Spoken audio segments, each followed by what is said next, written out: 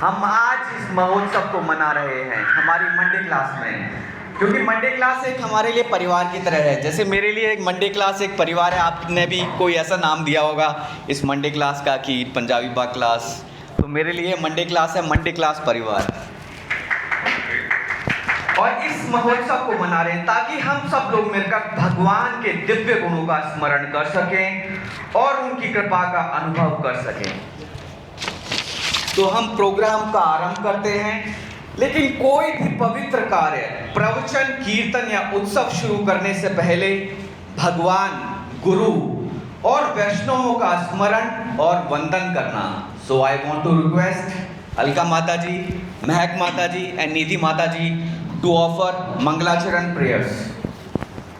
शलाकया चक्षुरुन्मिलितं येन तस्मै श्रीगुरुवे नमः।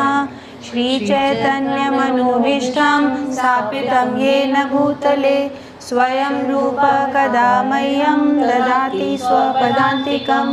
वन्देऽहं श्रीगुरौ श्रीयुतपदकमलं श्रीगुरून् वैष्णवांश्च श्रीरूपं साग्रजातं सहगण रघुनाथान्वितं तं सजीवं साद्वैतं सावधूतं परिजनसहितं।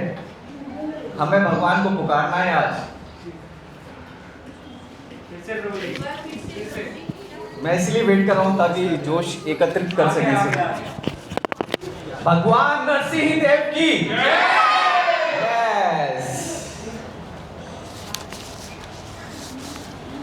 श्रवणम कीर्तनम विष्णु स्मरण पाद सेवनम अर्चनम वंदनम साख्यम दास्यम साख्यम आत्मनिवेदनम। अब मैं आमंत्रित करना चाहूंगा निधि माता जी और प्रकृति माता जी को chapter 12 shlokas recitation with their meaning.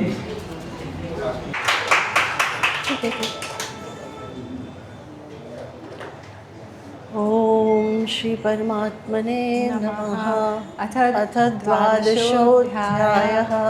Arjun उवाच एवं सततयुक्ताये भक्तास्त्वां पर्युपासते ये चाप्यक्षरमव्यक्तं तेषां के योगवित्तमाः।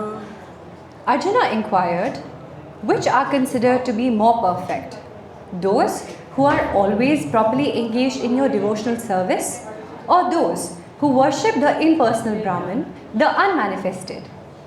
Arjuna Shri Bhagavan उवाच Maya वेश्मनो ये मां नित्ययुक्ता उपासते श्रद्धया पर्योपेतास् ते मे युक्ततमा मतः। The Supreme Personality of Godhead said, those who fix their minds on my personal form and are always engaged in worshipping me with great and transcendental faith are considered by me to be most perfect. ये तु अक्षरमनिर्देशमव्यक्तं पर्युपासते सर्वत्र गमचिन्त्यं च कूटस्थमचलं ध्रुवं सन्नियमेन्द्रियग्रामं सर्वत्र समबुद्धय ते प्राप्नुवन्ति मामेव सर्वभूतहिते रताः। But those who fully worship the unmanifested, that which lies beyond the perception of the senses, the all-pervading, inconceivable, unchanging, fixed and immovable, the impersonal conception of the absolute truth, by controlling the various senses and being equally disposed to everyone. Such persons, engaged in the welfare of all, at last achieve me. क्लेशोऽधिकतरस्तेषाम् अव्यक्तासक्तचेतसाम् अव्यक्ता हि गतिर्दुःखं देहवद्भिर्वाप्यते। For those whose minds are attached to the unmanifested, impersonal feature of the Supreme, advancement is very troublesome. To make progress in that discipline is always difficult for those who are embodied.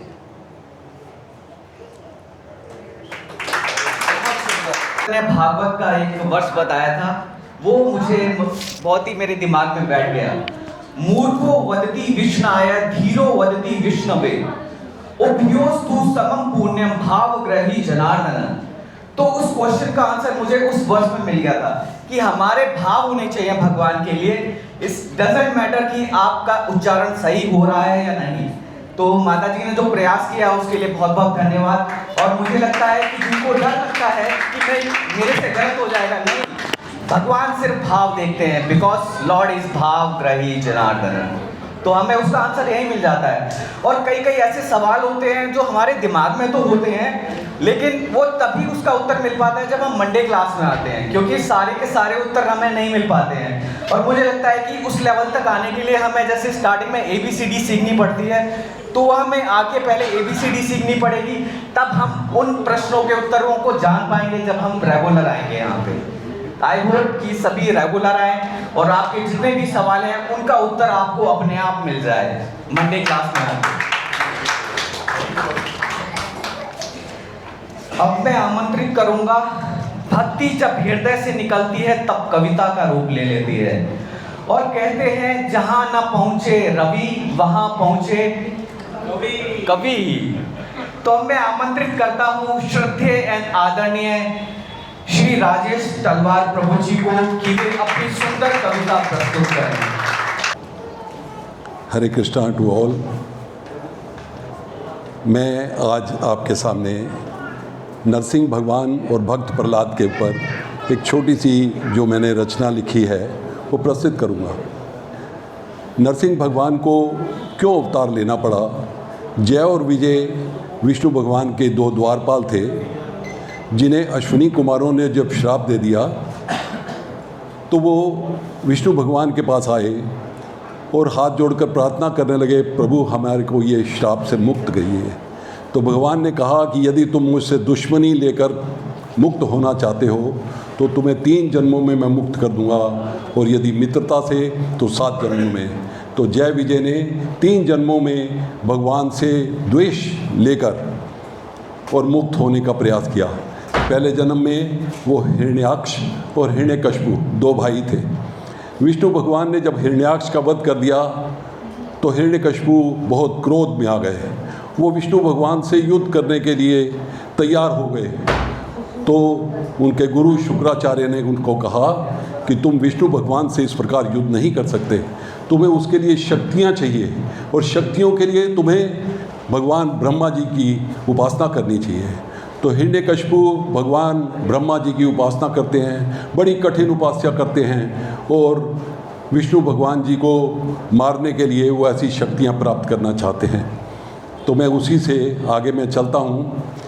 सतयुग में हिरण्यकश्यपु ने ब्रह्मा जी को प्रसन्न कर दुर्गम वरदान पाया था, ना मैं दिन में मरूं ना मरूं रात्रि में, ना मैं धरती पर मरूं ना मरूं आकाश में, ना मुझे कोई मनुष्य मारे ना ही कोई पशु, ना मैं अंदर मरूं और ना ही मरूं मैं बाहर, ना मरूं मैं किसी अस्त्र से और ना ही किसी शस्त्र से।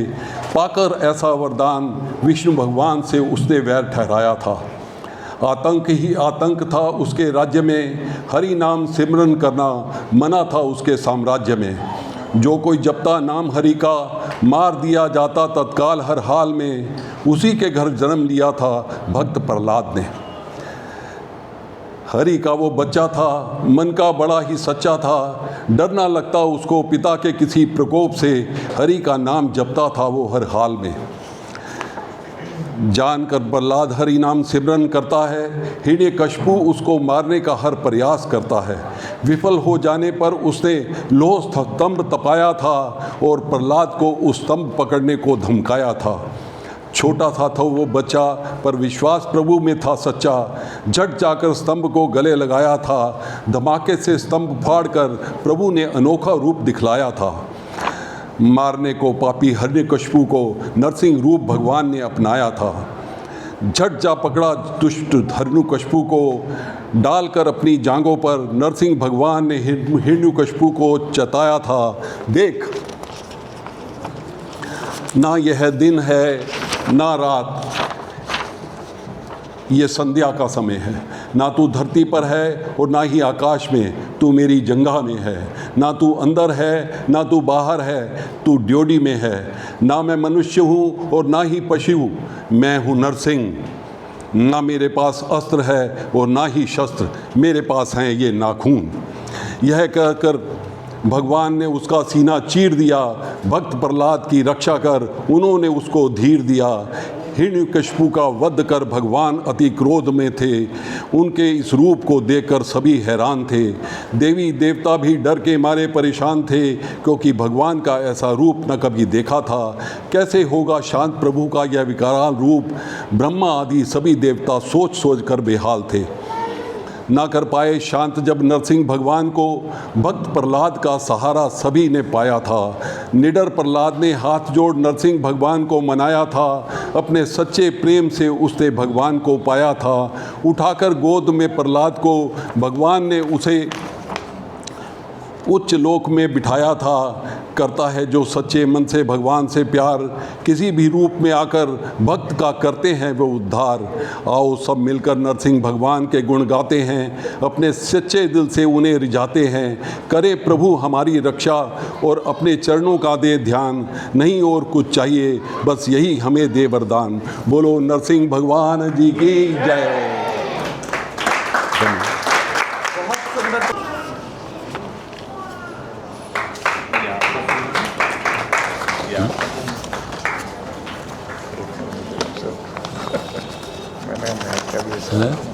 मैं कभी थोड़ा सेम मैंने कही देखिए आपने राजेश प्रभु की दूसरी पोइट्री भी एक ले लिया थी आप, वो आपका आएगा नहीं। एक पोइट्री विशाल प्रभु जी ने लिखी थी क्लास के लिए, बट अनफॉर्चुनेटली उनकी तबीयत थोड़ी ख़राब हो गई, तो राजेश प्रभु जी पढ़ेंगे सबके लिए। मेरे को हिंदी आती नहीं, मेरे को भी। ये कविता विशाल प्रभु जी ने बोलनी थी, लेकिन आज वो किसी कारणवश आ नहीं पाए, तो प्रभु जी ने मेरी ड्यूटी लगा दी। मैं बड़ा आभार व्यक्त करता हूँ इसके लिए। रश्मि रथी की शैली से। मदहोश हुआ जब खल भारी, सता के अंधकार में भूल गया वह भेद था ईश का, डूबा हुआ घोर विकार में। बोला कहाँ है राम तुम्हारा पत्थर की दीवार में, या खड़ा विवश है काँप रहा मेरे खड्ग की धार में।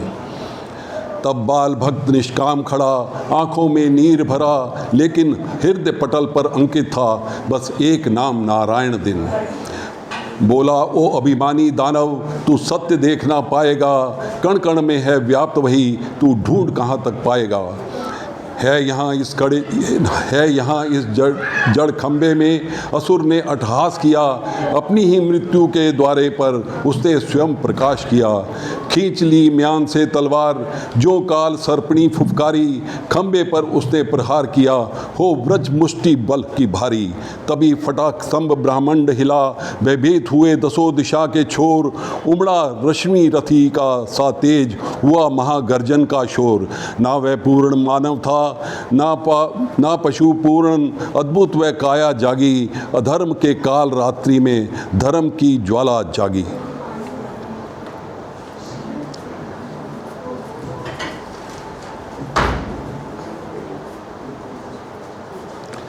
दो नयन लाल अंगारे से अयाल केसरी सा भारी, नखों में छिपी प्रलय शक्ति मैं नरसिंह रूप की बलिहारी।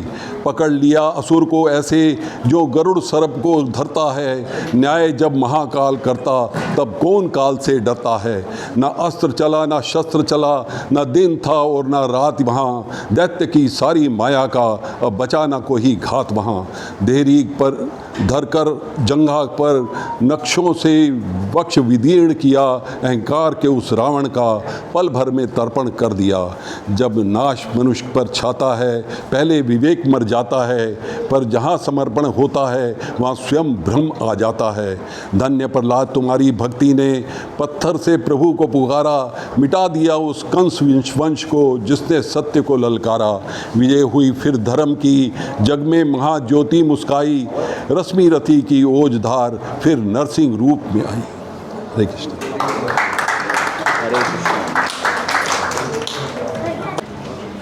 Highlight of this day drama. आज का दिन हमें सिखाता है जब भक्ति स्ट्रांग होती है तो भगवान खुद अपने भक्त की रक्षा के लिए आते हैं। जैसे कि भगवत गीता में कहा गया है, यदा यदा ही धर्मस्य ग्लानिर्भवतु भारत। जब जब धर्म का पतन होता है तब तब भगवान प्रकट होते हैं। और अब मैं आज के प्रोग्राम के बहुत ही रोचक और प्रेरणादायक अंक ड्रामा प्रेजेंटेशन, मैं नरेटर से निवेदन करता हूं कि वे सभी पार्टिसिपेंट्स को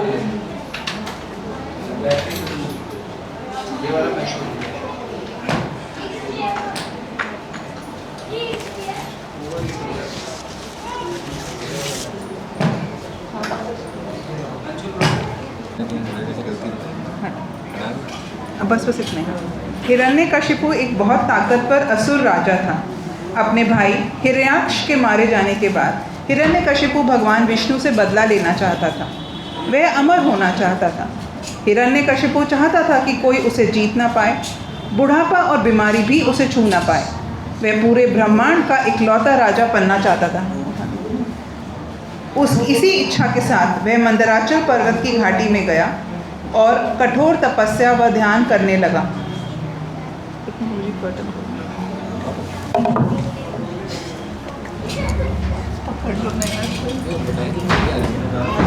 बस हटा दो, कैरेक्टर आ गया। जाओ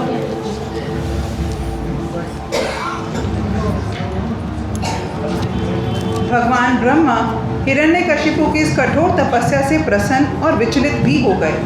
वे हिरण्यकशिपु से मिलने आए। प्रणाम ब्रह्मदेव। राम। हिरण्यकशिपु, मैं आपकी इस कठोर तपस्या से अति प्रसन्न हूँ। बताओ आपको मैं क्या वरदान दे सकता हूँ। हे ब्रह्मदेव, यदि आप मुझसे प्रसन्न हैं तो मुझे ऐसा वर दीजिए कि आपकी सृष्टि के बनाए किसी प्राणी से मेरी मृत्यु ना हो। ना मनुष्य से मरूं, ना पशु से, ना दैत्य से, ना देवताओं से, ना भीतर मरूं, ना बाहर मरूं, ना दिन में, ना रात में, ना असुर अस्त्र से, ना शस्त्र से, ना पृथ्वी पर, ना आकाश में। युद्ध में कोई मेरा सामना ना कर सके। इंद्र आदि लोकपालों में जैसी महिमा आपकी है वैसी ही मेरी भी हो जाए। मुझे ऐसा ही वर दीजिए प्रभु, मुझे ऐसा ही वरदान चाहिए। हे राजन, जो आपने मांगा है वो देना तो मेरे लिए भी बहुत मुश्किल है। फिर भी मैं आपके इस वर को ग्रहण करता हूँ। तथास्तु।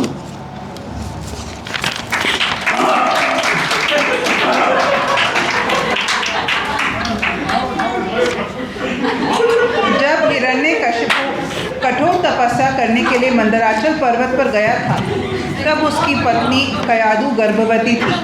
आ जाइए ना कौन सा। देवताओं ने सोचा कि वह अपने गर्भ में एक राक्षस को पाल रही है। हटिए बाबू जी, कर्टन डाउन।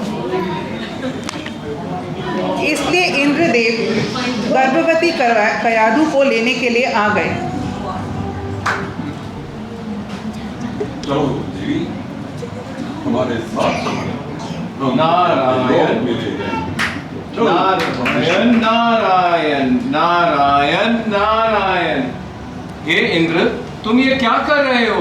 मुनिवर, इसके गर्भ में असुर पल रहा है, मैं उसका वध करना चाहता हूँ। नहीं इंद्र, इनके गर्भ में भगवान विष्णु का परम भक्त पल रहा है, इन्हें छोड़ दो। जो आज्ञा मुनिवर। नारायण नारायण नारायण। अरे शिक्षा देनी है, शिक्षा।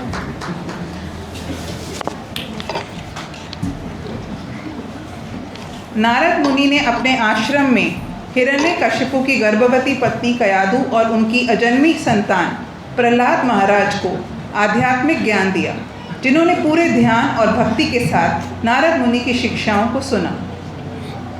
कर्टन।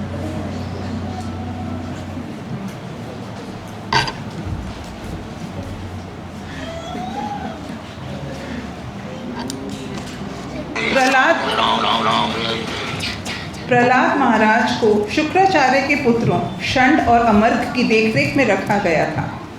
पर प्रहलाद महाराज तो पहले से ही भक्तमय जीवन और पारलौकिक ज्ञान में शिक्षित थे, क्योंकि उन्होंने नारद मुनि की शिक्षाएं अपने माँ के गर्भ में सुनी थी। हिरण्यकशिपु कटन ना नहीं नो साउंड लिप्स नहीं प्रभु जी आओ प्रहलाद, मेरे प्रिय पुत्र, मेरी गोद में बैठो मेरे बेटे। जरा मुझे ये तो बताओ, तुमने अपने गुरुकुल में सबसे अच्छी बात क्या सीखी है? पिताजी, मेरे गुरुजी ने बताया है कि लोग इसलिए परेशान रहते हैं क्योंकि ये शरीर और घर हमेशा के लिए नहीं रहते। हमें भगवान श्री कृष्ण की शरण लेनी चाहिए। असली खुशी दुनिया की चीज़ों से नहीं मिलती, पर भगवान के प्रेम से मिलती है। ऐसा ही होता है जब बच्चों की बुद्धि को दुश्मनों की बातों से बिगाड़ा जाता है। षंड, अमृत, तुम गुरुकुल की सुरक्षा बढ़ा दो ताकि कोई भी विष्णु भक्त जाके प्रहलाद को वहां तंग ना करे और इसकी बुद्धि को भ्रमित ना करे। जाओ।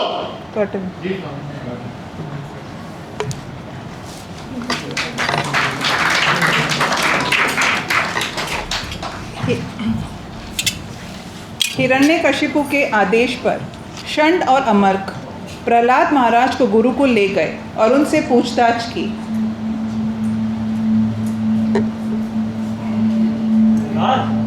आखिर तुम झूठ क्यों बोल रहे थे? तुम्हारी बुद्धि को हो क्या गया है? ये जो लड़के तुम देख रहे हो ये झूठ नहीं बोलते हैं। आखिर तुम्हारी बुद्धि को हुआ क्या है? ये जो बदलाव तुम अपने अंदर देख रहे हो ये तुम्हारी खुद की वजह से आया है या हिरण्यकशिपु के दुश्मन वैष्णवों की वजह से? बताओ, सच बताओ प्रहलाद। गुरुजी, लोगों को लगता है कि वो दुश्मन है या दोस्त, क्योंकि वो भ्रम में है। इसी भ्रम के कारण वह भगवान को भूल जाते हैं। असली खुशी भगवान से ही आती है। अरे कोई छड़ी लेकर आओ, ये लड़का हमारा नाम खराब करेगा। इसे तो सबक सिखाना ही पड़ेगा। ये राक्षसों के कुल में एक चिंगारी की तरह बन गया है, इसका इलाज करना पड़ेगा। कॉटन। कुछ समय बाद षंड और अमर्क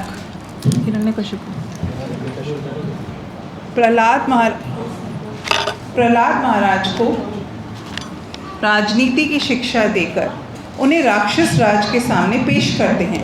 हिरण्यकशिपु कौन है? षंड अमर गेट प्रहलाद का है, आप साथ में लेकर आओ ना। हाँ। षंड अमर बहुत डरते डरते राक्षस राज के सामने प्रहलाद महाराज को लेकर आते हैं। प्रहलाद, मेरे पुत्र, आयुष्मान भव पुत्र, आयुष्मान भव। कैसे हो मेरे पुत्र? अब मुझे ये बताओ, तुमने इतना समय अपने गुरुकुल में व्यतीत किया, इतनी शिक्षाएं प्राप्त की, उसमें से तुम्हें सबसे अच्छा ज्ञान कौन सा लगा? भगवान विष्णु से प्रेम करने का सबसे अच्छा तरीका है उनका नाम जपना और उनके बारे में सुनना। हमें उनकी प्रार्थना करनी चाहिए, उनकी सेवा करनी चाहिए और उन्हें अपना सबसे अच्छा मित्र समझना चाहिए। अमृत, ये तुमने इसे क्या सिखा दिया? मैं तुम दोनों के टुकड़े टुकड़े कर दूंगा। ये मेरे दुश्मन का नाम ले रहा है, ये उसका तुच्छ सेवक बन गया है। हे स्वामी, ये अभी नादान बच्चा है।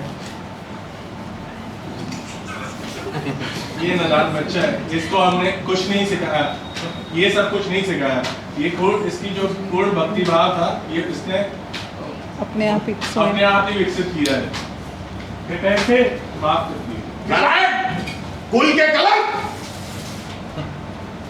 जो लोग बस मौज मस्ती के पीछे भागते हैं वह भगवान विष्णु को भूल जाते हैं और दुखी हो जाते हैं। जीवन का असली लक्ष्य है भगवान विष्णु के लोग वापस जाना। सच्ची खुशी भगवान से प्यार करने से मिलती है। प्रहलाद, तुम मुझे गुस्सा दिला रहे हो। षड, अमृत, इसे ले जाओ और यदि ये तुम्हारी बात समझे तो ठीक है, अन्यथा इसे मृत्यु दंड दे दो। कॉटन थोड़ा नीचे रखिए।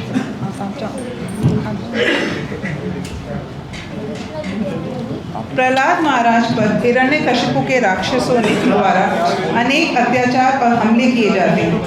वे उन्हें बड़े हाथियों के पैरों तले कुचलवाकर, विशाल और डरावने सांपों के बीच फेंककर, पहाड़ की चोटी से नीचे गिराकर, विष देकर, भूखा रखकर, कड़ाके की ठंड, हवा, आग और पानी में तड़पाकर, भारी पत्थरों से कुचलवाकर भी अपने बेटे को मारने में सफल नहीं हो पाते।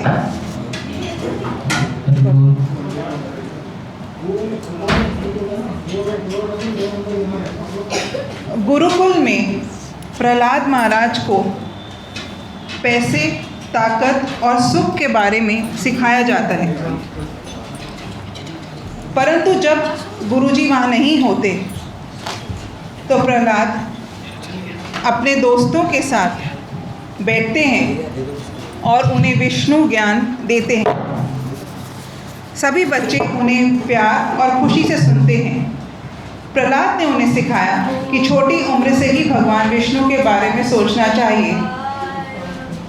ओम नमो भगवते वासुदेवाय।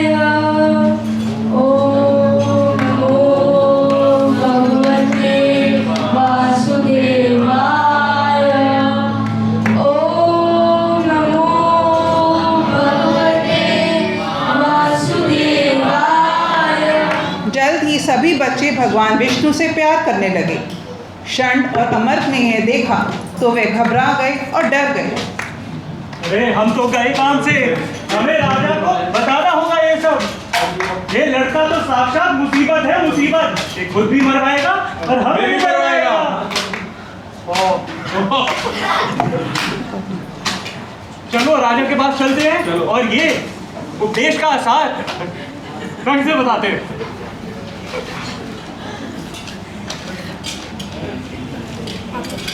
षड और अमृत हिरण्यकशिपु से मिलने जाते हैं।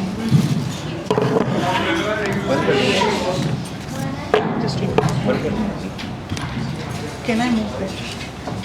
एक पिलर खड़ा करना।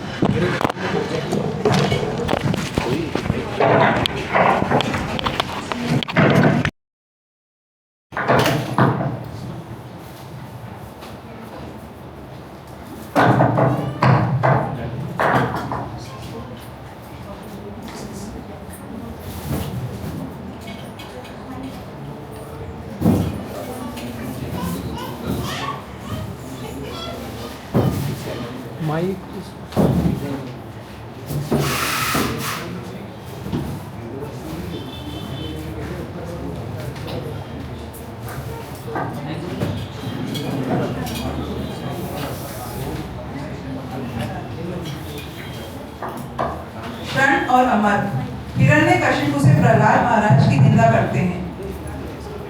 वे हिरण्यकशिपु को बताते हैं कि वे दोनों प्रहलाद को सही शिक्षा नहीं दे पाए। यह सुनकर हिरण्यकशिपु बहुत क्रोधित और बेचैन हो उठा। वह एक जहरीले सांप की तरह पुकारने लगा, खुद को काबू नहीं कर पा रहा। किंतु प्रहलाद महाराज शांत खड़े, अपने पिता के सामने हाथ जोड़े। प्रहलाद, तूने मेरी बात नहीं मानी और मेरी शक्ति का अपमान किया है। तुझे क्या लगता है कोई मुझसे भी ज्यादा शक्तिशाली है? क्या समझता है तू? बता, कहां से मिलती है तुझे ये सारी शक्ति? पिताजी, भगवान विष्णु ही सबको शक्ति देते हैं। उन्होंने ये दुनिया बनाई है और वो ही सब कुछ संभालते हैं। कृपया करके गुस्सा मत कीजिए। हमारा मन ही हमारा सबसे बड़ा दुश्मन है। जब हम सबसे प्यार करते हैं तो भगवान अधिक खुश होते हैं। प्रहलाद, तू बिल्कुल गलत बोल रहा है। क्या तुझे समझ में नहीं आ रहा? क्या तू बोलता रहता है कि भगवान तेरा यहाँ है, वहां है? तुझे क्या लगता है सब जगह भगवान है? तुझे लगता है इस खंबे में भी भगवान है? जी पिताजी। तो ठीक है, आज मैं इस खंबे को तोड़कर सबसे पहले तेरे भगवान का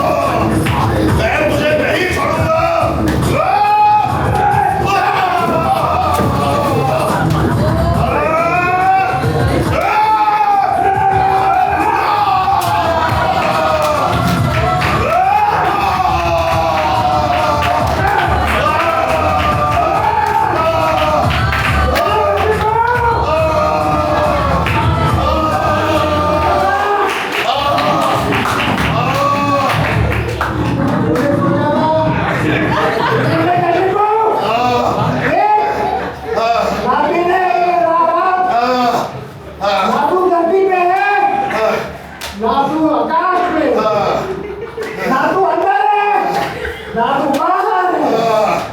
ना मैं मनुष्य हूँ, ना मैं पशु हूँ, ना मेरे पास अस्त्र है, ना शस्त्र है। तेरा अंत होने वाला है। हिरण्यकशिपु,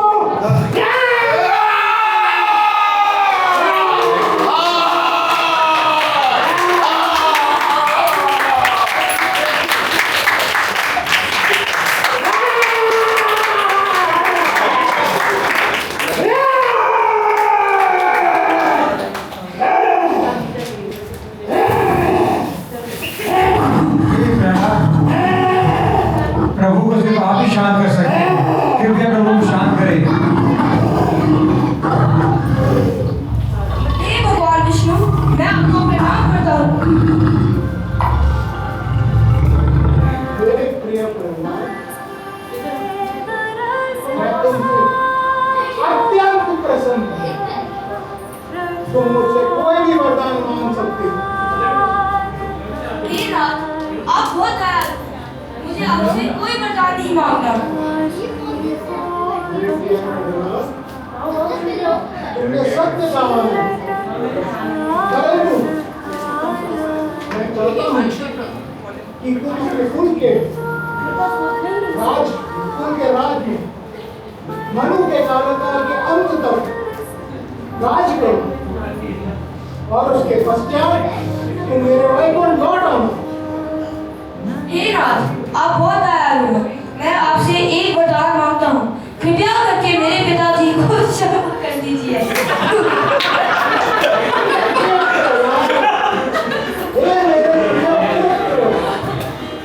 तुम्हारे पिता को तो मेरे स्पर्श से ही शुद्ध हो चुके हैं और उनके साथ तुम्हारे कुल के 21 पूर्वजन्म तक शुद्ध हो चुके हैं। इसकी चिंता मत करो। इस प्रकार भगवान विष्णु ने ब्रह्मा जी के हिरण्यकशिपु को दिए मर्यादा को रखते हुए नरसिंह अवतार में संध्या के समय अपनी जंघा पर अपने नाखूनों से हिरण्यकशिपु का वध कर समस्त संसार व हिरण्यकशिपु का कल्याण किया और अपने अनन्य भक्त प्रहलाद महाराज की रक्षा भी की।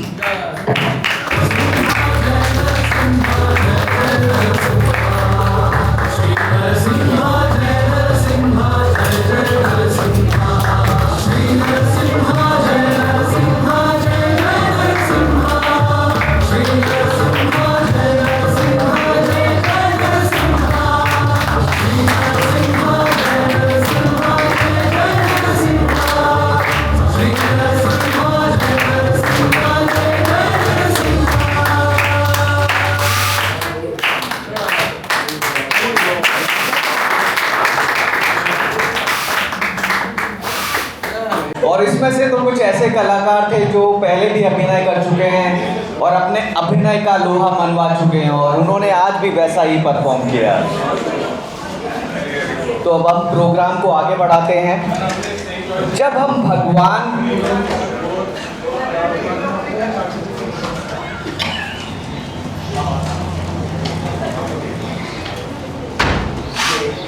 भगवान का नाम लेते हैं, उनका गायन करते हैं, तो वह हमारे जीवन को दिशा देता है और भक्ति को मजबूत बनाता है। तो मैं आमंत्रित करूंगा अतीन प्रभु जी को एक सुंदर भजन गायन के लिए। अतीन प्रभु जी। हरि बोल।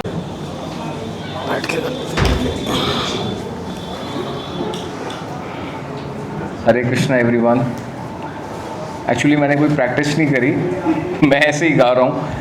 सब डिवोटीज़ कह रहे थे कि भजन गाना है, तो it was very random, so please थोड़ा बेयर करना। हरि हरि हरि हरि हरि हरि, कृष्ण कृपा हो तभी कृष्ण का नाम ले सकोगे। कृष्ण कृपा हो तभी कृष्ण का नाम ले सकोगे। अगर कृष्ण का नाम ले सको, हरि का नाम ले सको, तो समझो कृष्ण कृपा है। कृष्ण कृपा हो तभी कृष्ण का नाम ले सकोगे। कृष्ण कृष्ण कृपा हो तभी कृष्ण का नाम ले सकोगे।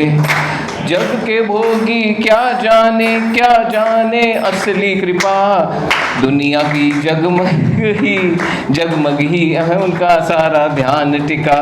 दुनिया की जगमग ही उनका सारा ध्यान टिका। ये जगमग दुनिया की साथ लेके ना जा सकोगे, ये जगमग दुनिया की साथ लेके ना जा सकोगे।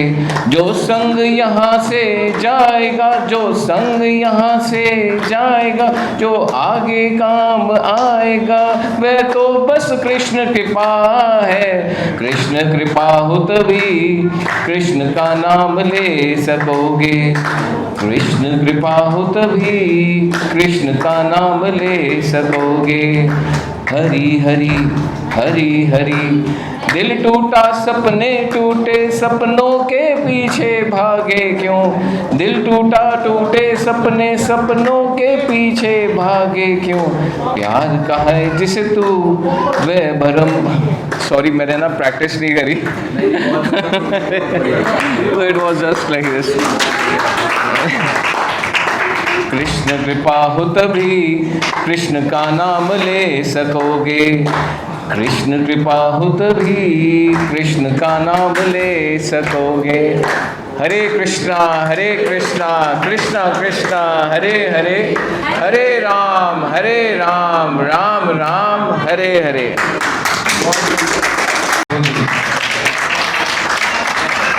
So now it's open for all. कोई भी रिक्वेस्ट है, किसी से भी कोई भजन प्रस्तुत करना चाहता है, जिसने ना किया वो या तो पहले मूड नहीं था तो शायद अब मूड कर गया, जैसे बाकी सभी भक्तों का जोश देखकर, तो मैं इनवाइट करता हूँ कि कोई भी आए और कोई भी सुंदर भजन गाए या फिर कोई सुंदर वर्सेस भगवान के लिए या भगवान को ग्लोरीफाई करे। और कोई नहीं तो फिर हम आगे बढ़ते हैं। तो अब हम बहुत ही सुंदर सेगमेंट की ओर बढ़ रहे हैं, एक बहुत ही पवित्र और शक्तिशाली सेगमेंट। मैं सभी डिवोटी से निवेदन करता हूँ कृपया खड़े हो जाएं। अब हम नरसिंह आरती करेंगे और मैं इनवाइट करता हूँ प्रभु जी को, प्रभु जी आए और नरसिंह आरती के लिए।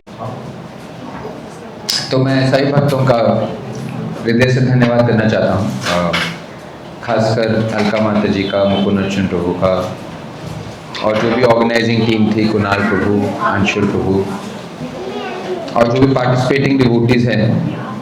पहले मंगलाचरण किया, फिर उसके बाद गीता का 12वां अध्याय का पाठ हुआ, पहले 5 श्लोकों का पाठ हुआ, फिर उसके बाद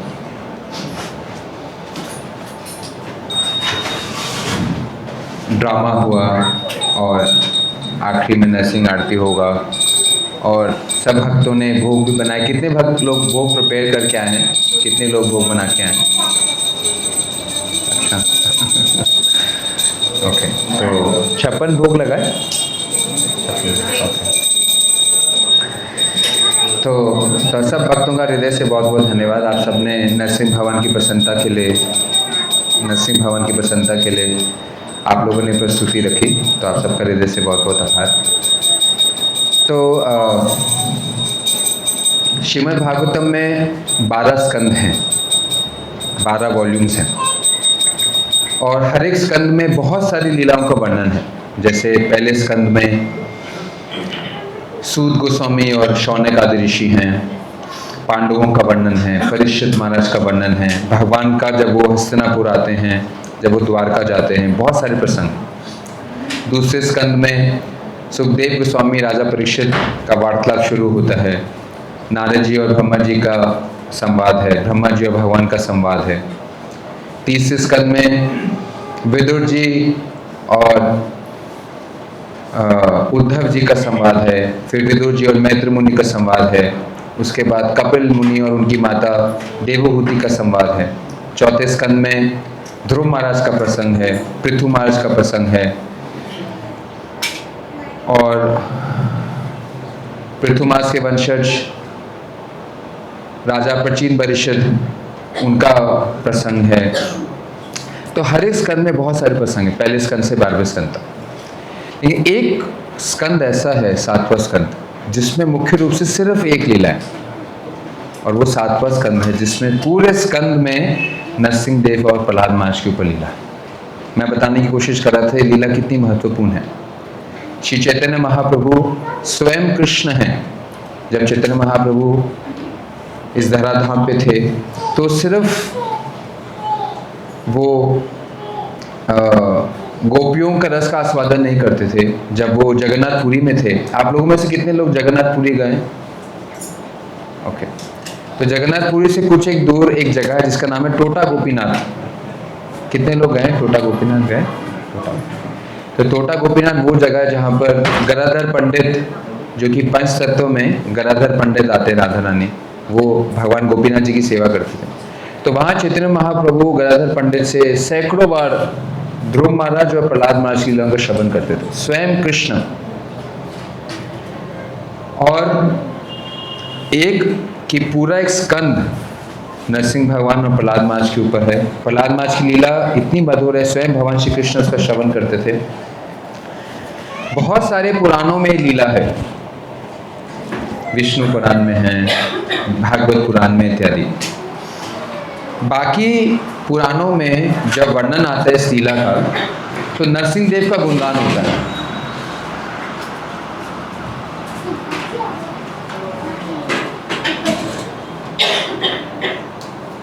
थोड़ी शांति बना सकते हैं। जब बाकी पुराणों में नरसिंह भगवान और प्रहलाद महाराज का प्रसंग आता है तो ज़्यादा वर्णन नरसिंह देव और हिरण्यकशिपु के बीच में जो संग्राम हुआ, नरसिंह देव का प्राकट्य, उनकी महिमा का वर्णन। लेकिन भागवत पुराण एक ऐसा है जिसमें नरसिंह देव से ज़्यादा प्रहलाद महाराज का वर्णन, क्योंकि प्रहलाद महाराज एक ऐसे अनन्य भक्त थे, सिर्फ एक भक्त के लिए भगवान अवतरित हुए।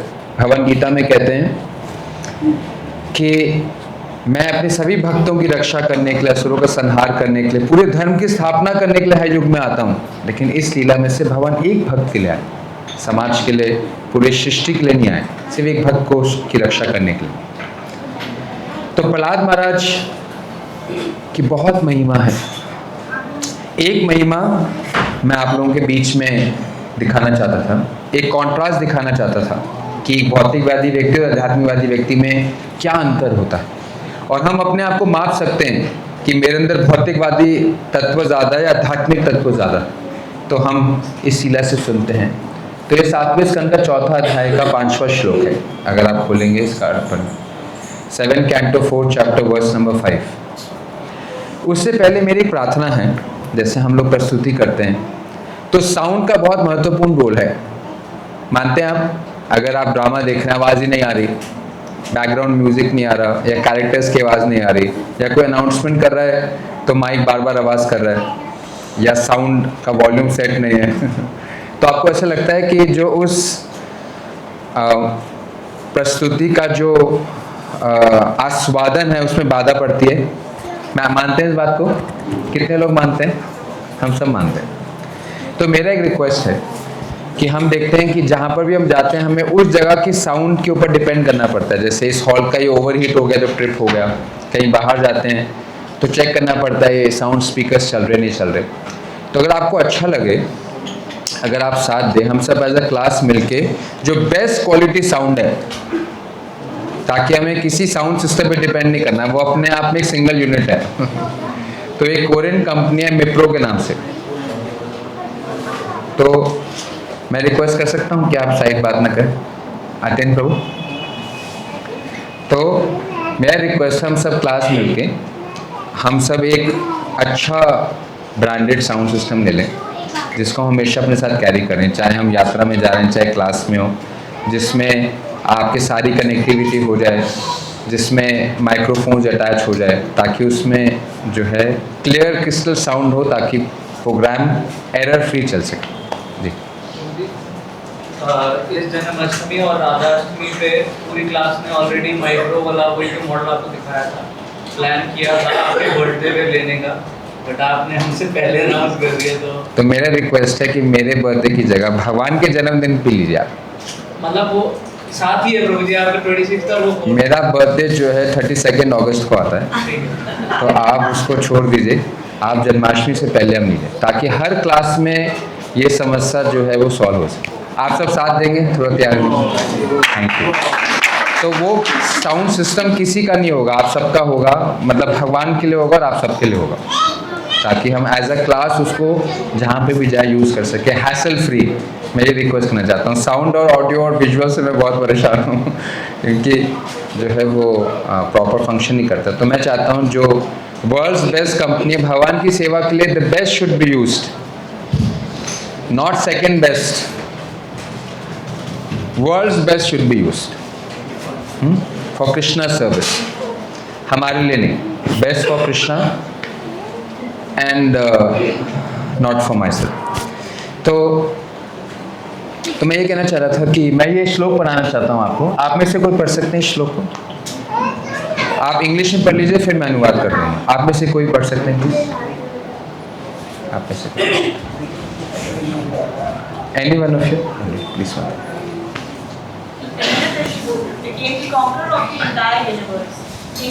तो एक एक लाइन समझने की कोशिश करते हैं। आप मुझे पूरी पृथ्वी में एक ऐसा व्यक्ति बता सकते हैं जो पूरी पृथ्वी का राजा हो?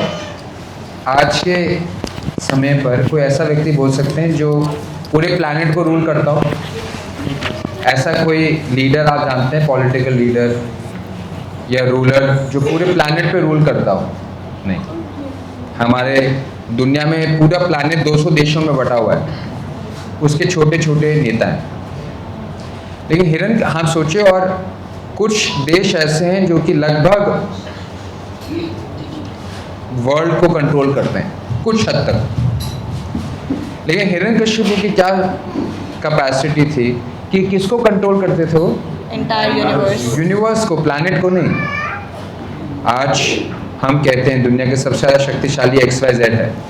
हो सकता है कोई कहे पुतिन, कोई कहे ट्रम्प, कोई चाइना का लीडर कहे, एक्सेट्रा एक्सेट्रा। फिर भी वो प्लैनेट को पूरा कंट्रोल नहीं करता। लेकिन हिरण्यकशिपु के पास क्या शक्ति थी कि पूरे ब्रह्मांड को नियंत्रित करने की शक्ति रखते थे। बड़ी बात है, छोटी बात है? बहुत बड़ी बात है। बहुत बड़ी बात है ना, बहुत बड़ी। मतलब आज की कल्पना से परे है। ब्रह्मांड में असंख्य ग्रह हैं, इन्फिनाइट प्लैनेट्स हैं, सबको एक आदमी कंट्रोल करता था। क्या पावर होगी इस आदमी की? आगे बढ़। Indeed, that great demon conquered all the planets in the 3 worlds, upper, middle and lower, including the planets of the human beings, the Gandharvas, the Garudas, the great serpents, the Siddhas, Charanas and Vidyadharas, the great saints, Yamraj, the Manus, the Yakshas, the Rakshasas, the Pishachas and their masters, and the masters of the ghost and the Bhutas. क्या लिखा है? 3 world's. और इतने जो हमने नाम पढ़े, लोगों को नाम भी नहीं पता है। लोगों की तो बात छोड़ दीजिए, किसी को यही नहीं पता है कि गंधर्व क्या होता है, विद्याधर क्या होता है, चानर क्या होता है, हमें नाम भी नहीं पता है। तो उन लोग और उनकी गुणवत्ता और उनके ऊपर नियंत्रण करना तो सपने से दूर की बात है। लेकिन हिरण्यकशिपु को ऐसी शक्ति प्राप्त थी। एक समय ऐसा था कि चाहे निचला लोक हो, मध्य लोक हो या ऊपरी लोक हो, सबको नियंत्रित करते थे। और इसमें क्या नाम लिखा था? Great saints, Yamraj ji, the god of death, उनको भी नियंत्रित करते थे, क्योंकि उनको लगभग ऐसा वरदान प्राप्त था कि उनको मृत्यु नहीं आ सकती थी। तो यमराज जी भी नियंत्रित होते थे उनसे। बहुत बड़ी बात है। और राक्षस, पिशाच, यक्ष, भूत, प्रेत सब। आगे पढ़े मत। He defeated the rulers of all the other planets where there are living entities and brought them under his control. So he defeated all the rulers of all planets and brought everyone under control. The whole universe was in control of one man. One man. इसका मतलब क्या है? वो व्यक्ति कुछ भी कर सकता था। अभी हम थोड़ा पढ़ेंगे। उसकी मन चाहे चीज से दुनिया चलती थी। आज भी ये दावा कोई नहीं कर सकता। लेकिन हिरण्यकशिपु को संभव ऐसी शक्ति प्राप्त हो गई कि अपने मन की इच्छाओं के अंदर से दुनिया को नियंत्रित करता था। ठीक है ना? नेक्स्ट वर्स हो जाइए, पढ़ लीजिए इसको। Conquering the abodes of all, he seized their power and influence. तो he conquered everyone's abode। ठीक, नेक्स्ट वर्स से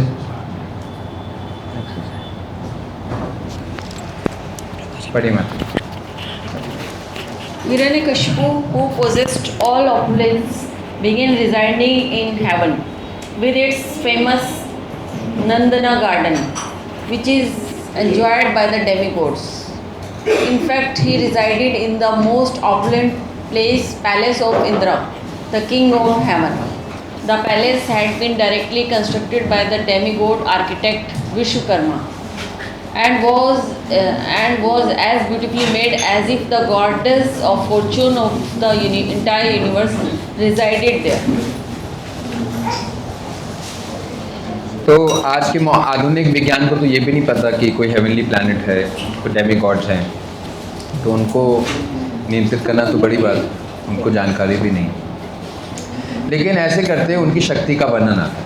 अब आते हैं 19वां श्लोक। 19वां श्लोक अगर आप खोलें, ये 6th वर्स है शायद, 6 या 7, 19th वर्स को खोल तो आपको बहुत सुंदर शिक्षा मिलेगी।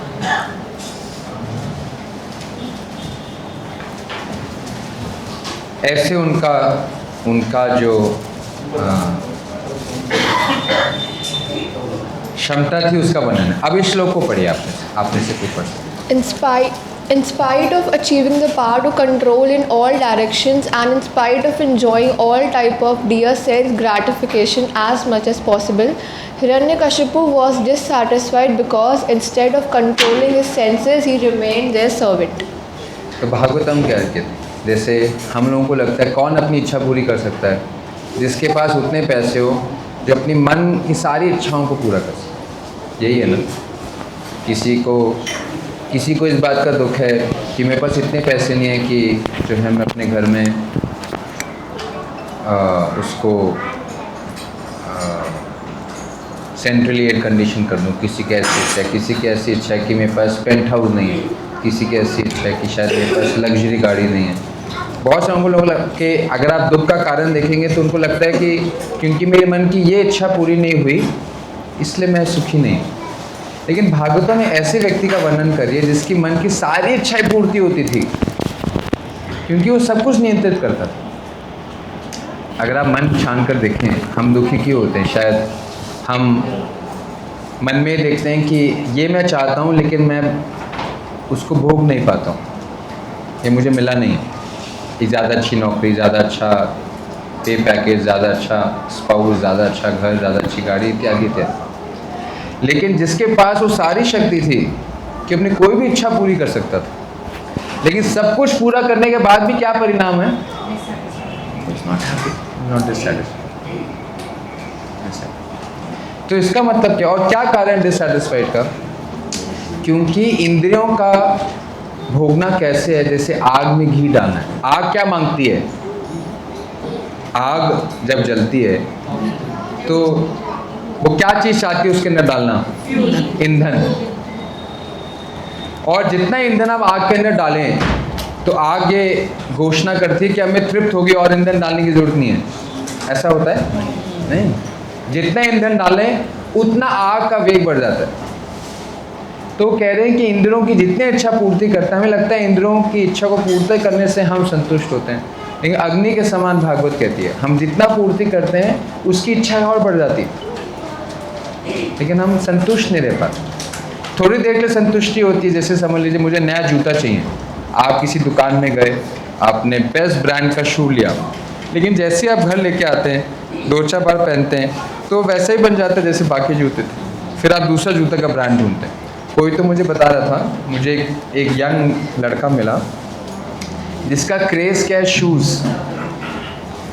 तो उसने कहा प्रभु जी जो मैंने जूते पहने ये सेकेंड हैंड शूज़ हैं, लेकिन ये 3 लाख रुपए के।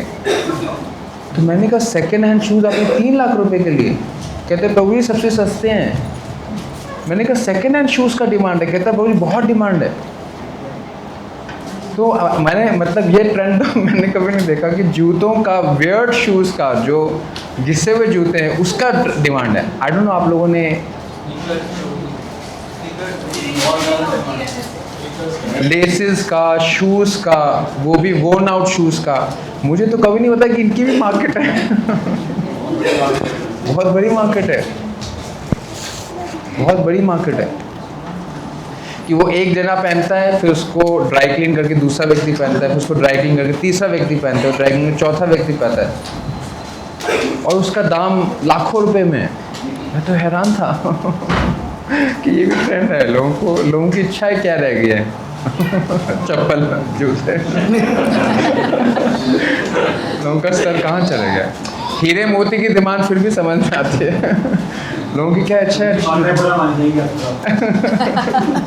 नहीं but I am so surprised.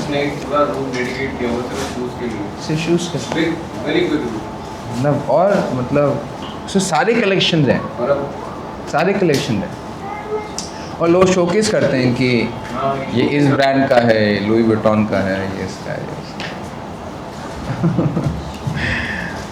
तो वो लड़का क्या करता है, अपने पॉकेट मनी बचाता है, एक जूता खरीदता है, उसको पहनता है, उसको घिसाता है, फिर उसको ड्राई क्लीन करके बेचता है और उसमें से पैसे कमाता है। I was so surprised. मैंने कहा कि आजकल बच्चों को ये अच्छा लगता है जो कि हम समझते हैं कि सबसे मतलब ज़मीन और सबसे गंदे भाग को स्पर्श करती है। तो भागवतम कहती है कि संतुष्टि का रास्ता सिर्फ इंद्रियों को संतुष्ट करना नहीं। तो एक तरफ हिरण्यकशिपु, जिनको भगवत इच्छा से सारी शक्ति प्रदान होने के बाद भी संतुष्टि प्राप्त नहीं, और दूसरा वर्णन क्या है, तो आप आगे पढ़ें तो नेक्स्ट वर्स है, नेक्स्ट वर्स है।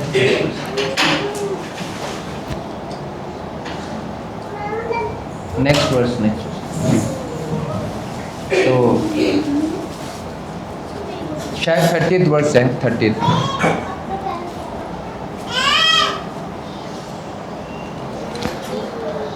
ऊपर ऊपर ऊपर ऊपर। तो क्या होता है कि जब हिरण्यकशिपु इतनी शक्तिशाली होते हैं, और हमने पढ़ा कि जो है वो सभी को प्रताड़ित करते हैं, तो सब देवता भगवान के पास जाते हैं। आपने पीछे भी शायद देखा गया। तो भगवान को प्रार्थना करते हैं कि हिरण्यकशिपु के उस प्रताप से सब दुखी हैं, तो उसका क्या समाधान करें। तो ब्रह्मा जी के पास जाते हैं, ब्रह्मा जी विष्णु के पास जाते हैं। विष्णु क्या बोलते हैं, पढ़िए आप में से भी। When Hiranyakashipu teases the great devotee Prahlad, his own son, who is peaceful and sober and who has no enemy, I shall kill Hiranyakashipu immediately, despite the benedictions of Brahma. तो भगवान विष्णु क्या कहते हैं, देवताओं को ये नहीं बोलते कि क्योंकि आप पीड़ित हैं इसलिए मैं आपकी रक्षा करने आऊँ। वो क्या कहते हैं कि जब तक वो घड़ी नहीं आएगी कि हिरण्यकशिपु क्या करेंगे, प्रहलाद महाराज को परेशान करेंगे। जब वो प्रहलाद महाराज को परेशान करेंगे तब मैं आऊँ। तो इसका मतलब क्या है, प्रहलाद महाराज की स्थिति देवताओं से भी ऊंची थी। हिरण्यकशिपु मानव को तो छोड़ दीजिए, देवताओं को भी प्रताड़ित करते थे, लेकिन अपने पुत्र नाबालिग व्यक्ति 5 साल के बच्चे को परेशान नहीं कर पाए, क्योंकि रक्षा कृष्ण करे। कृष्ण कहते हैं जब प्रहलाद महाराज को परेशान करेंगे तब मैं अवतार करूँगा। और स्वयं कृष्ण क्या कह रहे हैं, प्रहलाद महाराज कैसे हैं, सोबर, पीसफुल। क्योंकि प्रहलाद महाराज के पास कुछ भी नहीं है, 5 साल के बच्चे के पास क्या होता है, कुछ भी नहीं है, लेकिन क्योंकि उनकी मति कृष्ण में लगी हुई है, स्वयं कृष्ण कह रहे हैं क्योंकि वो शांत हैं, भद्र हैं, जब वो उनको प्रताड़ित करेंगे तब मैं अवतरित करूँगा। और प्रहलाद महाराज का दूसरा क्या दे रहे हैं कि उनके कोई शत्रु नहीं। एक हिरण्यकशिपु जिसके पास दुनिया में सब कुछ है, तो उसको शत्रु पालने की जरूरत है क्या? शत्रु तो वो होता है जिससे कोई हमसे छीने। हिरण्यकशिपु से कोई छीन ही नहीं सकता क्योंकि वो सबसे शक्तिशाली थे, लेकिन वो सबको अपना शत्रु मानते थे। प्रहलाद महाराज जिनके पास कुछ नहीं था, कोई शक्ति नहीं थी, कोई ऐश्वर्य नहीं था, कोई धन नहीं था, और उनके खुद के पिता उनके सबसे बड़े शत्रु थे। लेकिन क्यों लिखा है कि उनके कोई शत्रु नहीं है? क्योंकि उनके पिता उनको शत्रु मानते थे, वो नहीं मानते थे।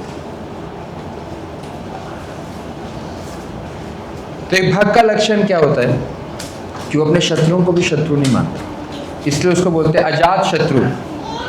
एक वैष्णव के लिए शत्रु का जन्म नहीं होता, चाहे संसार उसको कुछ भी समझे, वो किसी को शत्रु नहीं मानता, इसलिए हमेशा शांत थे।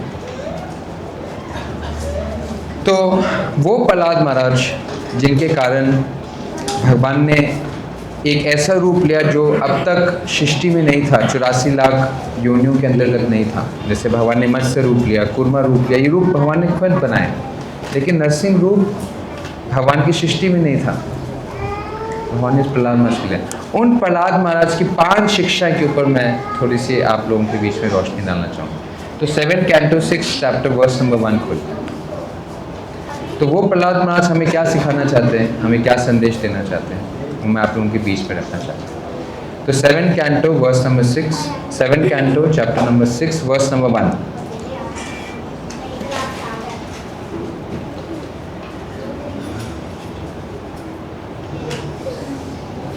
तो आप मेरे पीछे बोले, श्री प्रहलाद उवाच कुमाराचरत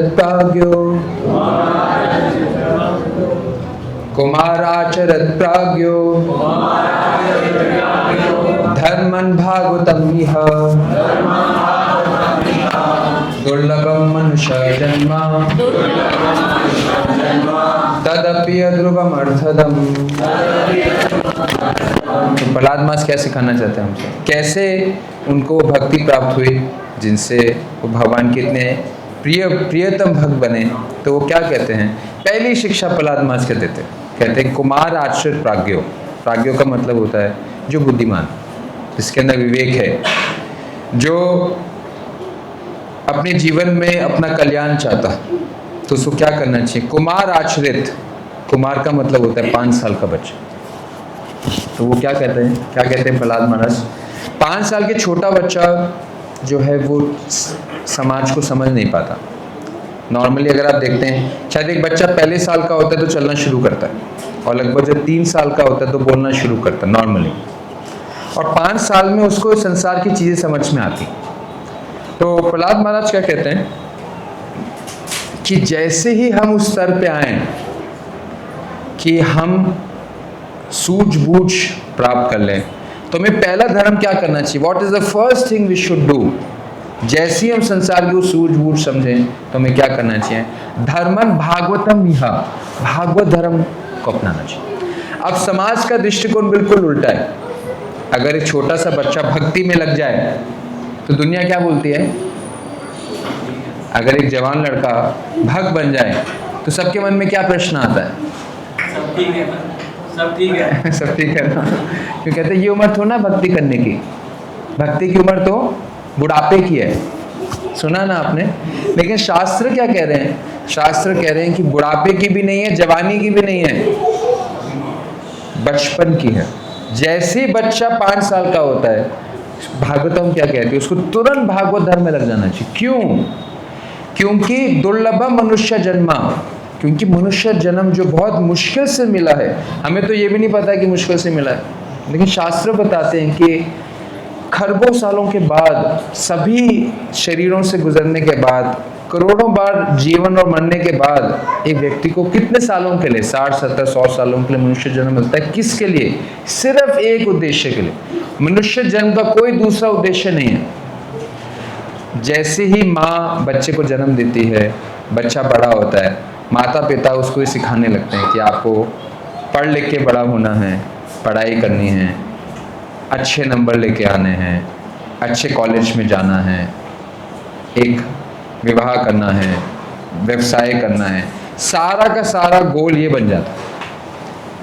लेकिन मैं ये नहीं कह रहा हूँ कि ये ज़रूरी नहीं है, ऐसा नहीं है कि जो वैष्णव हैं वो पढ़ाई नहीं करते या व्यवसाय नहीं करते, क्योंकि ये तो बाय डिफ़ॉल्ट करना ही है हमें। कौन इसके बिना रह सकता है, शरीर है तो भोजन चाहिए, कपड़ा चाहिए, मकान चाहिए, गाड़ी चाहिए, तो चाहिए, ये तो करना ही है। लेकिन ये इस तरीके से बताया जाता है कि this is the end of all. सबसे महत्वपूर्ण क्या है कि आप अपनी पढ़ाई पे ध्यान दीजिए, अपने काम में ध्यान दीजिए, पैसे कमाने में ध्यान दीजिए, ये इम्पॉर्टेंट है, नो डाउट अबाउट इट।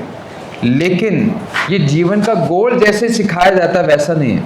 शास्त्र क्या कहते हैं, जीवन का गोल क्या होना चाहिए, हम इस तरीके से जीवन जिए कि हाँ हमारा रहना खाना पीना अच्छे से अच्छा हो, कोई प्रॉब्लम नहीं, लेकिन हमारा सिंगल पॉइंट अटेंशन क्या होना चाहिए, बड़ी मुश्किल से शरीर मिला यहाँ से निकलने के लिए, तो क्या करना चाहिए, दुर्लभ मौका मिला है तो हमें क्या करना चाहिए, तुरंत भागवत धर्म में लगना चाहिए। तदपि ध्रुवम अर्थदम, क्योंकि जो शरीर मिला भी है कब हमसे छीन लिया जाए। अध्रुवम, ध्रुवम मतलब होता है ध्रुव, ध्रुव का मतलब समझते हैं, ध्रुव का मतलब होता है सर्टन। ये लाइफ तो बड़ी रेयरली मिली है लेकिन अनसर्टन है, कब तक मिली है, कितना समय कोई नहीं बता सकता। एक बार श्रील प्रभुपाद जी से एक रिपोर्टर ने पूछा कि Prabhupada why in your movement we see mostly youngsters, तो प्रभुपाद ने एक उत्तर दिया। प्रभुपाद ने कहा इन अ कॉलेज या in a school do you find old people और यंग पीपल, यंग पीपल। तो similarly my temples are spiritual schools, spiritual universities, because they give spiritual education. So by default it is expected that young people come for spiritual education. एक तो उन्होंने ये कहा कि आप एक कॉलेज में स्कूल में बूढ़े लोगों को देखते हो, जवान लोगों को देखते हो, जवान लोगों को देखते हो, क्योंकि वहीं से शिक्षा शुरू होती है।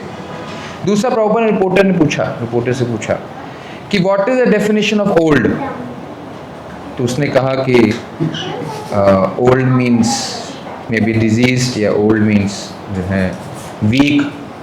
तो डिजीज तो हम किसी उम्र में भी हो जाते हैं, वीक तो एक बच्चा भी होता है, ये तो सही परिभाषा नहीं है बुढ़ापे की।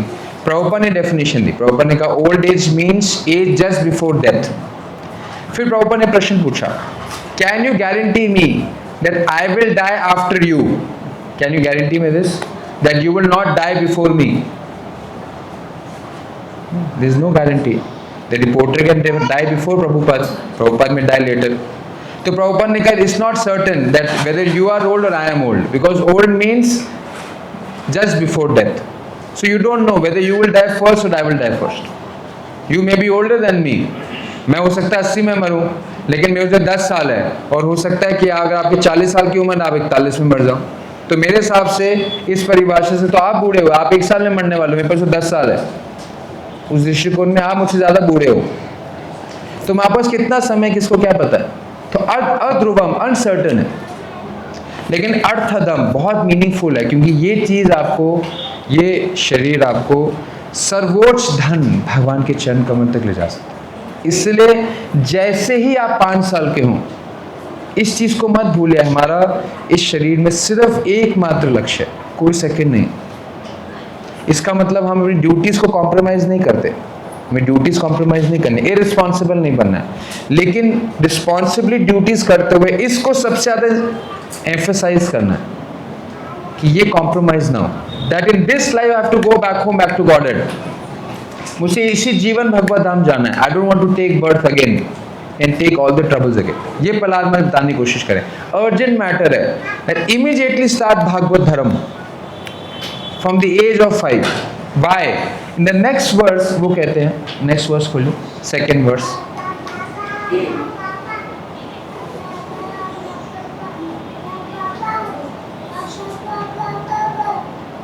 यथा हि पुरुषस्येह विष्णोपादुपसर्पणम् यदीश सर्वभूतानां प्रिय आत्मा ईश्वरासुरित। प्रहलाद महाराज कहते हैं कि भगवान की शरण लेना नेचुरल है। क्यों? क्योंकि वो सबके प्रिय आत्मा ईश्वर और सूरत है। जैसे बच्चा और माँ का कनेक्शन होता है, बच्चे को कितना संघर्ष करना पड़ता है माँ की शरण लेने में? बिल्कुल भी नहीं, क्योंकि नेचुरल। और माँ को बच्चे को स्नेह दिखाने में कितना प्रयास करना पड़ता है? नेचुरल है। तो प्रहलाद महाराज बता रहे हैं हम सब का संबंध कृष्ण के साथ में, वो सर्वभूता नाम सभी जीवों के प्रिय हैं, आत्मा ईश्वर है और सूरत है। सूरत का मतलब क्या होता है? जैसे शास्त्र में 3 शब्द इस्तेमाल किए गए, मित्र, बंधु, सूरत। मित्र का मतलब होता है एक तो अनजान समाज, अनजान समाज से श्रेष्ठ होता है मित्र। मित्र मतलब हमारा दोस्त, जो हमारा हितैषी है। मित्र से बड़ा होता है बंधु, जो हमारा रिश्तेदार है, जिसका खून का रिश्ता। लेकिन सब बंधु हो सकता है कि हमारे सबसे अच्छे हितैषी ना हो, लेकिन भगवान के लिए इस्तेमाल किया, भगवान के लिए मित्र इस्तेमाल नहीं किया गया, बंधु इस्तेमाल नहीं किया गया। भगवान ने क्या शब्द इस्तेमाल किया गया? सूरज। सूरज मतलब closest relationship, like two bodies one soul, closest relationship. तो क्लोजेस्ट रिलेशनशिप में कोई संघर्ष नहीं करना पड़ता उनकी शरण लेने के लिए, ये भक्ति नेचुरल है। लेकिन प्रॉब्लम क्या है कि अभी अविद्या से आवृत है। जैसे आप आयरन लें और मैग्नेट लें, आयरन और मैग्नेट को आपस में रखते हैं तो क्या होता है? Immediate natural attraction.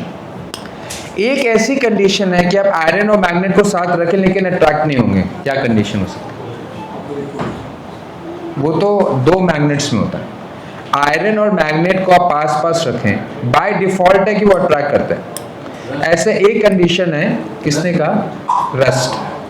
अगर लोहे पे जंग लगाए और आप मैग्नेट लेके आए तो क्या होता है? अट्रैक्शन। क्योंकि रस्ट का मतलब क्या है? उसके ऊपर एक ऑक्साइड की लेयर है, ऑक्सीडाइज हो गया वो।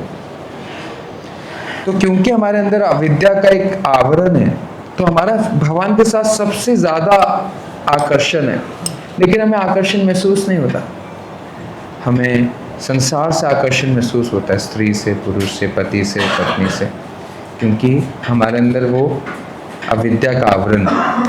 लेकिन प्रहलाद महाराज कहते हैं जब हम भक्ति करते हैं तो आवरण नष्ट होता है और स्वतः ही आकर्षण जागृत हो जाता है। भक्ति का एक ही पर्पस है कि हमारा भगवान के प्रति आकर्षण विकसित हो। हम भक्ति में बड़े बड़े यज्ञ तप दान करें, लेकिन अगर हमारा आकर्षण विकसित नहीं हुआ भगवान से, भगवान की कथा से, भगवान के नाम से, तो शास्त्र कहता है श्रम एवा ही केवलम। श्रम का मतलब क्या होता है? मेहनत। तो अगर हमने संसार में सारे अनुष्ठान किए लेकिन हमारा भगवान से, वैष्णव से आकर्षण नहीं है, तो सब कुछ कैसा है? Useless labour. जैसे आप धान में से चावल को निकालने, फिर धान को पीटा जाता है चावल निकालने, और जब चावल ही निकाल दे तो धान को पीटने का क्या कीमत है? कोई कीमत नहीं। Useless labour, useless hard work. तो नारद मुनि कहते हैं कि आराधितो यदि हरि तपसा तथा किम, ना आराधितो यदि हरि तपसा तथा किम। आराधितो यदि हरि तपसा तथा किम। अगर आपका भगवान से आकर्षण है तो तपस्या की जरूरत नहीं, क्या? क्योंकि तपस्या का जो लक्ष्य है वो आपने प्राप्त कर लिया, भगवान से आकर्षण। ना आराधितो यदि हरि तपसा तथा किम। अगर भगवान से आकर्षण ही नहीं हुआ तो वो तपस्या कर भी लोगे, उसका फायदा क्या? तो स्पिरिचुअल लाइफ का सारे रूल्स एंड रेगुलेशंस का एक ही पर्पस है कि हमारे हृदय में जो आवरण है अविद्या का, जिससे हमारा भगवान के प्रति अट्रैक्शन की जगह रिपल्शन होता है, हम भगवान का नाम जबरदस्ती लेते हैं, भगवान की कथा में हमें नींद आती है, डिसइंटरेस्ट आता है, हमें मूवीज में इंटरेस्ट आता है। मूवी आप हमें 24 घंटे दिखाइए, कोई प्रॉब्लम नहीं है। आप मुझे YouTube के सामने बैठ जाइए, मैं पूरा दिन देख सकता हूँ YouTube, पूरा दिन रील्स देख सकता हूँ, कोई प्रॉब्लम नहीं। लेकिन भगवान की कथा में हमारे लिए 1 घंटा बैठना मुश्किल है, नाम 1 घंटा लेना मुश्किल है, सुबह उठना मुश्किल है, उनके दर्शन करना मुश्किल है। हम दर्शन कैसे करते हैं? आधा मिनट, 1 मिनट वो खड़ा होना मुश्किल। आप YouTube का दर्शन कराइए मुझे, मैं वादा करता हूँ मेरे आंखें के पलके झपकेंगी नहीं। जैसे गोपियाँ कहती थी, ब्रह्मा जी को दोष देती थी कि प्रभु आपके इंजीनियर कैसे हैं कि उन्हें शरीर बना, आंखों पे पलके बनाया, मैं पलक झपकती हूँ आपका अदृश्य हो जाते हैं आप। तो ये कैसा इंजीनियर है, किसने पलके बना दिया आंखों में? कितना मूर्ख इंजीनियर है। हम भी कहेंगे कि प्रभु आप हमें YouTube के सामने खड़ा कर दीजिए, Instagram के सामने कर दिया, मैं पलके भी नहीं झपकाऊंगा। हमारी कितना तो कहते हैं इतना घोर कवरिंग है, इतना घोर कवरिंग है, घोर कवरिंग। तो भक्ति का उद्देश्य क्या है? इस आवरण को नष्ट करना, चेतो दर्पण मार्जनम। तो हम भक्ति में आगे बढ़ रहे नहीं बढ़ रहे कि स्वाभाविक हमारा भगवान के प्रति आकर्षण हो रहा नहीं हो। क्योंकि वो स्वाभाविक हमारे सूरत है। तो प्रहलाद महाराज ये शिक्षा देना चाहते हैं कि हमें अपने जीवन का सबसे एकमात्र प्रायोरिटी हमारी होनी चाहिए कि हम भगवान को इसी जन्म में प्राप्त कर सकें। ऑफ कोर्स हम इस संसार की सारी जिम्मेदारियों को निभाते हुए हमारा लक्ष्य एकमात्र होना चाहिए कि हम उनके चरण कमलों को प्राप्त कर सकें, और उसके लिए जो सबसे महत्वपूर्ण साधन है कि हम एक प्रामाणिक गुरु के ऊपर विश्वास करके उनके आदेशों का पालन करके जो भक्ति के अंग हैं उनको गंभीरता से ग्रहण करें। तो और मापदंड अपने आप को मापते रहें कि क्या मैं भगवान के प्रति मेरा आसक्ति बढ़ रही है। अगर बढ़ रही है तो मैं ठीक जगह हूँ। जैसे बुखार होता है तो हम देखते हैं कि क्या मेरा तापमान घट रहा है या नहीं घट रहा। घट रहा है तो ठीक हो रहा है, बढ़ रहा है तो खराब हो रहा है। तो ऐसे हम भक्ति में भी अपने आप को मापते हैं कि जो जीवन का लक्ष्य था कि भगवान के प्रति मेरी आसक्ति बढ़ रही नहीं बढ़, उनकी कथा के प्रति, उनकी सेवा के प्रति, वैष्णवों की सेवा के प्रति। यहाँ क्या होता है कि यहाँ सेवा भक्त लोग देना चाहते हैं लेकिन लोग लेना नहीं चाहते, क्योंकि जो है वो हमारी इच्छा न वैष्णव की सेवा के लिए न भगवान की सेवा के लिए। तो आज के इस त्योहार में हम प्रार्थना करते हैं प्रहलाद महाराज से और नरसिंह भगवान से कि जैसे नरसिंह भगवान ने हिरण्यकशिपु का वध किया, तो हमारे अंदर भी अविद्या का हिरण्यकशिपु है जो कि भक्ति के प्रहलाद को मारना चाहता है, उसको खत्म करना चाहता है। तो इससे पहले हिरण्यकशिपु भक्ति के प्रहलाद को नष्ट कर दे, हम भगवान से प्रार्थना करें कि भगवान हमारे हृदय में आके जो अविद्या का हिरण्यकशिपु है उसके आंते फाड़ दे और प्रहलाद महाराज को, भक्ति के प्रहलाद को का पोषण करें। तो ऐसे बहुत सारी सुंदर शिक्षा हैं प्रहलाद महाराज की। तो अगर आपको समय मिले आप इस 7वें स्कंद के 6ठे अध्याय के इस शिक्षाओं के इन श्लोकों को पढ़ के उसमें से शिक्षा ले सकते हैं। और हम इसी तरीके से संघ में आकर वैष्णवों के मार्गदर्शन में, उनके आशीर्वाद से हम क्रमशः भक्ति में आगे बढ़कर अपने ध्येय को प्राप्त कर सके। इसी उद्देश्य के लिए हम लोगों ने आज का इस कार्यक्रम को रखा। आप लोगों ने इसमें बढ़ चढ़ के भाग लिया, तो आप सबका बहुत बहुत धन्यवाद। बहुत सुंदर कविताएं, बहुत सुंदर गीत, बहुत सुंदर नाटिका, बहुत सुंदर प्रस्तुति, बहुत सुंदर गीता के श्लोक और स्लाइड्स, साउंड एक्सेट्रा एक्सेट्रा। तो आप सबको बड़े से बहुत बहुत धन्यवाद। तो 30 तारीख को त्यौहार है नरसिंह चतुर्दशी का। तो अगर आपको अच्छा लगे, जैसे हम लोगों ने इस ड्रामे में देखा कि नरसिंह भगवान ने कहा था कि मैं न दिन में प्रकट हुआ हूँ न रात में, तो संध्या में 10 तक हम उपवास रखेंगे नरसिंह चतुर्दशी में, ताकि जब भगवान अवतरित हों तब हम ग्रहण करें। और हम पंजाबी बाग या रोहिणी में जहाँ आपको सहूलियत हो वहाँ पर आके आप अभिषेक में भाग लें। तो हम अगले मंडे को, अलका माता जी आप सबको अलग अलग सेवाएं देंगी, और अगले मंडे हम नरसिंह भगवान का अभिषेक इसी क्लास में करेंगे और उन आप सबको अलग अलग सेवा बांटी जाएगी। तो अभिषेक आप सब अपने हाथों से कर पाएंगे। उस दिन आप देख पाएंगे तो आप उस दिन अगर हो सके 10 तक फास्ट रखें, मतलब ग्रेन्स ना खाएं, आप फ्रूट्स ले सकते हैं, जूस ले सकते हैं। फिर 10 के बाद अभिषेक होने के बाद अभिषेक से अपना व्रत खोलें और एकादशी प्रसाद ग्रहण करें। और हम जब आपको ये अगले कार्यक्रम में बुलाएंगे तो आप सब अभिषेक में जुड़ें। और आप सबको